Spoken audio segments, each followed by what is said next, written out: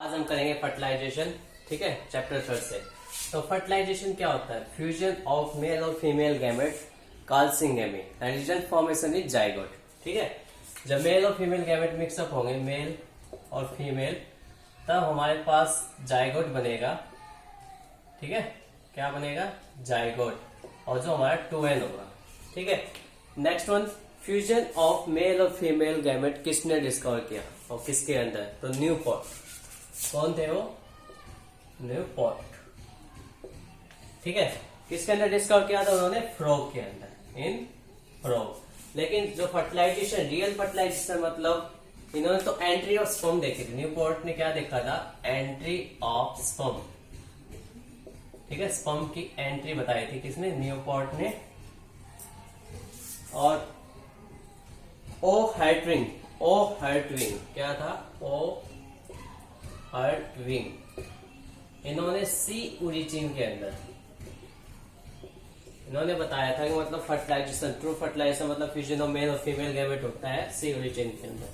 तो आज हम फर्टिलाइजेशन, ह्यूमन फर्टिलाइजेशन के अंदर क्या देखेंगे कि मतलब जो फर्टिलाइजेशन होगा, सेक्सुअल प्रोडक्शन फर्टिलाइजेशन होगा, तो उनके लिए क्या क्या रिक्वायरमेंट है और क्या क्या स्टेप इन्वॉल्व होंगे ह्यूमन फर्टिलाइजेशन के अंदर। मतलब fusion of male female gamete के अंदर ओवा स्पर्म मिलेंगे तो उस टाइम पे क्या क्या रिएक्शन टेक प्लेस होंगे।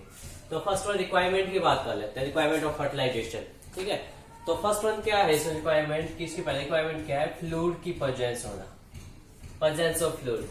ठीक है, देखो वाटर बॉडी के अंदर जो एनिमल्स होते हैं उनके लिए तो वाटर होता ही है, लेकिन जो विविपेरस एनिमल होता है उनके लिए लिक्विड मीडियम चाहिए। ठीक है, प्रेजेंस ऑफ लिक्विड मीडियम और फ्लूइड क्यों चाहिए? ताकि आराम से मोबिलिटी उसकी इंक्रीज हो सके और आराम से उसके पास पहुंच सके। ठीक है, मतलब मेल जो स्पर्म है वो फीमेल ओवम तक पहुंच सके विविपेरस प्लांट के अंदर। इसका मतलब क्या है? लिक्विड मीडियम वहां पे फ्लूइड प्रेजेंट होना चाहिए। सेकंड वन की बात करते हैं, लाइफ स्पैन। लाइफ स्पैन होनी चाहिए। जैसे मेल गैमेट की बात करते हैं 24 आवर्स होते हैं, 24 आवर टू 48 आवर्स। ठीक है, इतना ही इसका लाइफ स्पैन होता है। सेम टू सेम अगर बात करें तो फीमेल के अंदर 24 आवर्स होते हैं फॉर द फर्टिलाइजेशन। उसके बाद इनएक्टिव फॉर्म के अंदर चले जाते हैं, मतलब डिजनरेशन होने के लिए स्टार्टिंग हो जाती है। ठीक है, तो ये क्या है? मतलब ये लाइफ स्पैन भी जरूरी है। इतने लाइफ स्पैन के अंदर फर्टिलाइजेशन जितना ज्यादा होगा उतना ज्यादा इंक्रीज हो जाएगा। लाइफ स्पैन की बात करेंगे। ठीक है, नेक्स्ट वन है लार्ज नंबर। थर्ड वन क्या? Large number.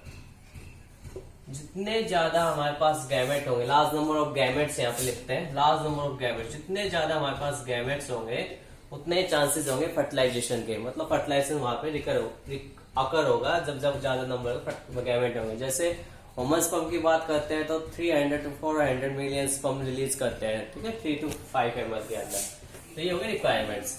नेक्स्ट वन बात करते हैं process of fertilization. Important topic यहाँ से स्टार्ट होता है हमारा कि प्रोसेस ऑफ फर्टिलाइजेशन। तो इसके अंदर 6 स्टेप इन्वॉल्व होते हैं कि क्या क्या होगा वो बताते हैं डिटेल के अंदर। फर्स्ट वन लिखा है यहाँ पे, movements of sperm towards the egg. अब स्पर्म की मूवमेंट एग की तरफ ही क्यों हो रही है? ठीक है, यूट्रस के अंदर जो मूवमेंट है वो एग की तरफ ही क्यों हो रही है? उसके लिए रिस्पॉन्सिबल है एंजाइम। जैसे फर्स्ट वन एंजाइम बात करते हैं। ठीक है, एंजाइम सीक्रेट करते हैं। जैसे हमारा जो ओवा है, मतलब ओवा है या ओवम है, वो हार्मोन मतलब एंजाइम सीक्रेट करता है। कौन सा? फर्टिलाइजिन। ठीक है, फर्टिलाइजिन। और इसके साथ साथ में कौन सा एक हार्मोन होता है? Anti fertilizin. ठीक है, और जो दोनों किसके फॉर्मेशन से बने होते हैं? ग्लाइकोप्रोटीन्स के। मतलब ग्लाइकोप्रोटीन इसमें इन्वॉल्व होती है, ग्लाइकोप्रोटीन्स। और जो एक प्रकार से एसिड बेस की तरह बिहेव करेंगे और एक दूसरे की तरफ अट्रैक्ट होते हैं ड्यू टू फर्टिलाइजिन और एंटी फर्टिलाइजिन। एक दूसरे के लॉक एंड की मैकेनिज्म से काम करते हैं, मतलब एक दूसरे को अट्रैक्ट करते हैं ड्यू टू अलग अलग मतलब डिफरेंट कंसंट्रेशन। नेक्स्ट वाला है कीमोटैक्सिक। अब कीमोटैक्सिक बिल्कुल सेम टू सेम ऐसा ही है जैसे ऊपर वाला है।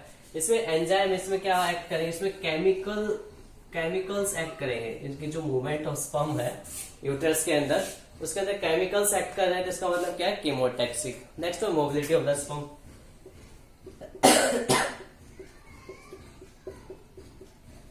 Mobility of sperm. ठीक है, जो स्पर्म की जो मूवमेंट है, मोबिलिटी है, वो भी होनी चाहिए। क्योंकि अगर मोबाइल मोबिलिटी उसके पास प्रेजेंट नहीं हो, क्योंकि फ्लोपियन ट्यूब के अंदर हमारा फर्टिलाइजेशन अगर होता है, उसको डिस्टेंस ट्रेवल करना होता है सर्विक्स से लेकर यूट्रस वॉर्म तक, वॉर्म से जाते हुए फ्लोपियन ट्यूब के एम्पला रीजन तक। तो वहां तक पहुंचने के लिए उसे मोबिलिटी ऑफ स्पर्म होना चाहिए, मतलब मोबिलिटी उसके अंदर होनी चाहिए। अगर नहीं होगी तो डेथ हो जाएगी, क्योंकि 300 to 400 मिलियन में केवल 100 स्पर्म्स होते हैं जो फ्लोपियन ट्यूब तक पहुंच पाते हैं, उनमें से केवल एक स्पर्म फ्यूज हो पाता है। ठीक है, तो मतलब उसके लिए मेन चीज क्या है, मोबिलिटी वहां पे होनी चाहिए। तो ये कंडीशन है movements of sperm towards the egg.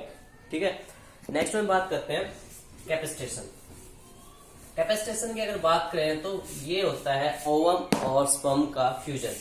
ठीक है, जो उसकी जो वाल मेम्ब्रेन है, जोना प्लेसुडा है, आउटर मोस्ट कवरिंग होती है जोना प्लेसुडा, उसके साथ जो कवरिंग होना मतलब ज्वाइनिंग होना, उसके साथ उसके पास पहुंचना, वो क्या कहलाएगा, कैपेसिटेशन कहलाएगा। ठीक है, मतलब एक प्रकार से फ्यूजन होना मेल से फीमेल गैमेट का। Clear. Next one, release of acrosomal enzyme, क्योंकि जब कैप्टेशन हो गया, ज्वाइनिंग हो गई, तो वहां पे रिलीज होंगे। अब ये टॉपिक थोड़ा सा इंपॉर्टेंट है, इसके अंदर देखो जो फर्स्ट वन में बात करूंगा वो है ग्लाइकोप्रोटीन्स की। क्या है, ग्लाइकोप्रोटीन्स। ग्लाइकोप्रोटीन सीक्रेट होते हैं किसके द्वारा, एक्ट्रोसोमल एक्टिविटी के द्वारा। उसके अंदर फैक्टर होता है कौन सा, ZP3। ठीक है, 3 टाइप्स के ग्लाइकोप्रोटीन सीक्रेट होती हैं, जहां पे ZP3 होता है जो अट्रैक्शन करता है। कैसे अट्रैक्शन करेगा, मतलब कैसे हेल्प करता है, क्योंकि एक हाइड्रोलाइटिक एंजाइम रिलीज करता है। कौन सा एंजाइम, हाइड्रोलाइटिक एंजाइम। ठीक है, हाइड्रोलाइटिक एंजाइम एक्ट कर रहा है, जिसकी वजह से मतलब क्या, कौन सा एसिड रिलीज होगा, हाइड्रोनिक एसिड रिलीज होगा, जो कौन करती है, कोरोना रेडिएटा। इसमें पहले हमारा डिस्कस हो चुका है ये वाला topic, coronal hyaluronic acid corona radiata secrete करती है। ठीक है, जो क्या करेगी, मतलब जो जोना प्लेसुडा है उसको न्यूट्रलाइज करने में हेल्प करेगी। ठीक है, अगर सेकंड वन की बात करता हूं तो कौन सा है, न्यूरामिनिडेज। क्या है, न्यूरोमिनिडेज। ठीक है, एक एंजाइम है ये, कैसा बेसिक इन नेचर होता है, कैसा नेचर होता है, बेसिक इन नेचर। ठीक है, और इसके एक्शन के साथ साथ एक एंजाइम और होता है, न्यूरोमिक एसिड। ठीक है, और ये भी किसके द्वारा बने होते हैं, ये ग्लाइकोप्रोटीन्स के द्वारा बने होते हैं। अब इनका काम क्या है, मतलब कैपेसिटेशन करना, हाइड्रोलिक एंजाइम ये रिलीज कर रहे हैं। ठीक है, और हाइड्रोलिक एंजाइम सीक्रेट करने के साथ साथ इसका एक मेन काम होता है, जो न्यूरोमिक जो एसिड होती है वो पॉलीस्पर्मी को रोकता है। ठीक है, किसको रोकता है, मतलब चेक द पॉलीस्पर्मी। अब पॉलीस्पर्मी क्या है, फ्यूजन ऑफ मतलब मोर देन 1 स्पर्म। जो पॉलीस्पर्म मतलब एक से ज्यादा स्पर्म उसके साथ ज्वाइन ना हो, किसके साथ, फीमेल गैमेट के साथ, उसको चेक करता है न्यूरामिनिडेज और न्यूरामिक एसिड दोनों मिलकर। उसके साथ साथ इनका काम क्या है, जो कैप्टेशन हो रहा है उसको एंट्री करवाना है, किसकी, स्पर्म की। ठीक है, स्पर्म की इसमें एंट्री करवाना। इसके अलावा क्या होता है, जोनालाइसिन। जोनालाइसिन जो एंजाइम है, मतलब जोना प्लेसुडा को तोड़ना।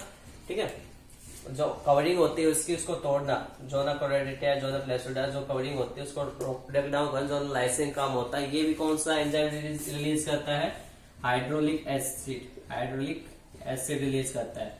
ठीक है, हाइड्रोलिक एंजाइम रिलीज करता है। ठीक है, हाइड्रोलिक एसिड सीक्रेट करता है, जिसकी वजह से पेनिट्रेशन काम होता है। जोना जो उसकी कवरिंग है एक्सटर्नल इंटरनल को ब्रेक डाउन करने में हेल्प करता है।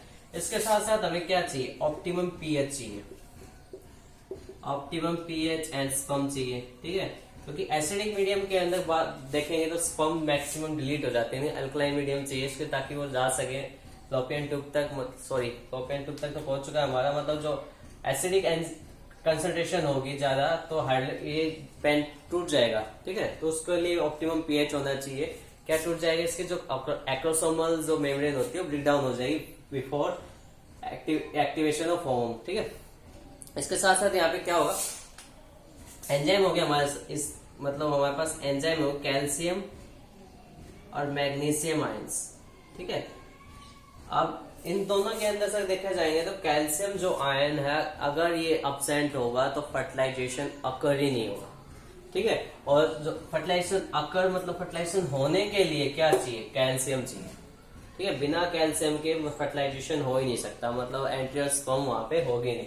दूसरा, कैल्शियम एक्टिवेट करता है, मतलब जो मेटाबॉलिक एक्टिविटी एमआरएनए एक्टिवेशन होने के कारण एक्टिविटी को इंक्रीज करता है। ठीक है, कौन? कैल्शियम एमआरएनए सिंथेसिस के बाद एक्टिवेशन करता है। ये हो गई मतलब किसकी activity? Release of acrosomal enzyme, एक्ट्रोसोमल्स की मतलब एंजाइम्स, जब एक्ट्रोसोम ऐड होता है उसके साथ तब। अब ओवम को एक्टिवेट करना है। ठीक है, ओवम के अंदर क्या क्या एक्टिविटी होंगी वो हमें देखना है। तो इसके अंदर जो फर्स्ट वन बात करते हैं, तो स्पर्म जैसे मतलब इसके अंदर एंट्री करता है तो एंजाइम रिलीज होता है। कौन सा एंजाइम रिलीज होता है? एडिनाइल साइक्लेज, एडिनाइल साइक्लेज एंजाइम रिलीज होता है। ठीक है, एडिनाइल साइक्लेज एंजाइम रिलीज होता है जो एक्टिवेट करता है किसको? CAMP, साइक्लिक एडिनो मोनोफॉस्फेट को। ठीक है, और जिसकी वजह से इसमें एक्टिविटीज होती हैं। क्या क्या एक्टिविटीज होती है? 3 टाइप की होती हैं। First reaction of egg, first reaction of egg, ठीक है, second reaction of egg and third reaction of egg. यहाँ पे 3 रिएक्शंस होती हैं जिसकी वजह से फर्टिलाइजेशन अकर होता है। ठीक है, 3 होते हैं इसके अंदर। तो फर्स्ट वन की बात करते हैं, फर्टिलाइजेशन रिएक्शन मतलब एग। इसमें जब एक्ट्रोसोमल मतलब मूवमेंट करता है तो कौन सा फॉर्मेशन होता है? तो कौन फॉर्म करेगा, कौन फॉर्म होगा ओम का, एंड उसकी एंट्री कर ली जाएगी। ठीक है, और यहाँ पे जब एंट्री हो रही है तो इस केस के अंदर जो स्पर्म के जैसे अदर पार्ट है, मतलब स्पर्म का जो टेल रीजन होता है वो यहाँ पे डिटैच हो जाए। स्पर्म की टेल एंटर नहीं करती है यहाँ पे। ठीक है, नेक्स्ट वन सेकंड रिएक्शन की बात करते हैं। तो यहाँ पे जब CAMP एक्टिवेट होगा, देखो ये जब रिएक्शन हो रही है तो इसके साथ साथ CAMP एक्टिवेट हो रहा है। ठीक है, इसके साथ साथ यहाँ पे sodium potassium pump, sodium hydrogen pump भी सीक्रेट होगा, पंप बनेगा। ठीक है, और सोडियम हाइड्रोजन पंप होने के कारण तो यहाँ पे फर्टिलाइजेशन मतलब कंसंट्रेशन में चेंजमेंट आएगी, और एक कंसंट्रेशन चेंजमेंट के कारण एक्टिवेशन होता है किसका? एंजाइम्स का एक्टिवेशन होता है। ठीक है, कौन सा एंजाइम एक्टिवेट होगा? यहाँ पे प्रोटोलाइटिक एंजाइम एक्टिवेट होगा। ठीक है, और प्रोटोलाइटिक एंजाइम के साथ साथ यहाँ पे जो mRNA है वो सिंथेसाइज होगा। ठीक है, क्या होगा?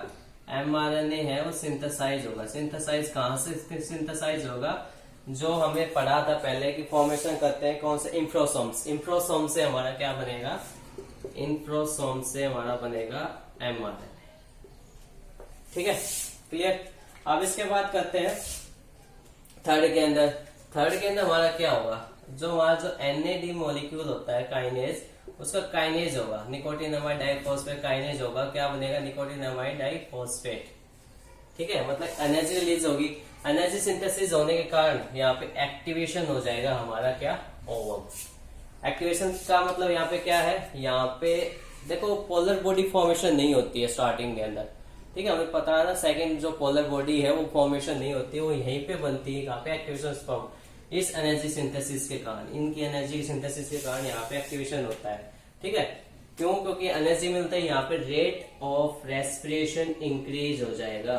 रेट ऑफ रेस्पिरेशन इंक्रीज हो जाएगा। क्लियर। नेक्स्ट वन करते हैं माइग्रेशन ऑफ मेल प्रोन्यूक्लियस। इसमें क्या है? देखो स्पर्म एंटर करता है। फर्स्ट वन क्या है? Sperm penetration. स्पर्म पेंट्रेशन कैसे कितने डिग्री पे होगा? 180 डिग्री के ऊपर स्पर्म पेंट्रेशन करता है। उसके जो सेंट्रल इक्वेटर लाइन होती है वहां पे पहुंचेगा। पहुंच गया भाई। उसके बाद क्या होगा? पाथ कपलेशन। पाथ कपलेशन का मतलब क्या है? Path copulation of sperm. तो मतलब स्पर्म का मूवमेंट होना एग की तरफ। ऐसे क्या होगा? पाथ कपलेशन ऑफ एग, मतलब एग का मूवमेंट होना स्पर्म के पास। और लास्ट में क्या होता है? क्लीवेज। क्लीवेज मतलब वो रेडी हो जाते हैं फॉर द मतलब preparation of cleavage of egg. ठीक है, क्लीवेज यहाँ पे मेल और फीमेल आपस में रेडी हो जाते हैं for their fertilization, further fertilization के लिए रेडी हो जाते हैं। ठीक है, मतलब एक प्रकार से यहाँ पे fusion of male female gamete बन जाता है। मतलब हम कह सकते हैं यहाँ पे हमारा जाइगोट प्रिपेयर हो चुका है। एम्फीमिक्सिस, मिक्सिंग ऑफ मेल और female gamete and form 2n molecules means zygote. Zygote formation हो जाता है, मतलब हमारा फर्टिलाइजेशन कंप्लीट हो चुका है यहाँ पे एम्फीमिक्सिस के अंदर। ठीक है, अब इसके फायदे क्या है? सिग्निफिकेंस क्या है इसके? देखो हमारे जो एप्लॉइड बॉडी से 2n बॉडी फॉर्मेशन कर दिया, मतलब क्रोमोसोम मेंटेन कर लिए। दूसरी बात, इसके पास सेंट्रोमेयर नहीं थे, सेंट्रोजोम्स प्रेजेंट नहीं था। सेंट्रोजोम्स मतलब जो क्लीवेज फर्दर डेवलपमेंट के लिए क्लीवेज होना है और उसके लिए सेंट्रोजोम चाहिए। कौन प्रोवाइड कर रहा है? स्पर्म प्रोवाइड कर रहा है।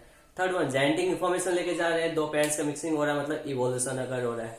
ठीक है, फिर इसमें जो पोलर बॉडी का मतलब जो सेकंड पोलर बॉडी का फॉर्मेशन हो रहा है ड्यू टू एक्टिवेशन ऑफ, मतलब एडिशन ऑफ स्पर्म या एक्टिवेशन ऑफ स्पर्म बोल सकते हैं, जिसकी वजह से इसे पोलर बॉडी फॉर्मेशन हो रही है। ठीक है, ये इसके क्या है सिग्निफिकेंस। Thank you.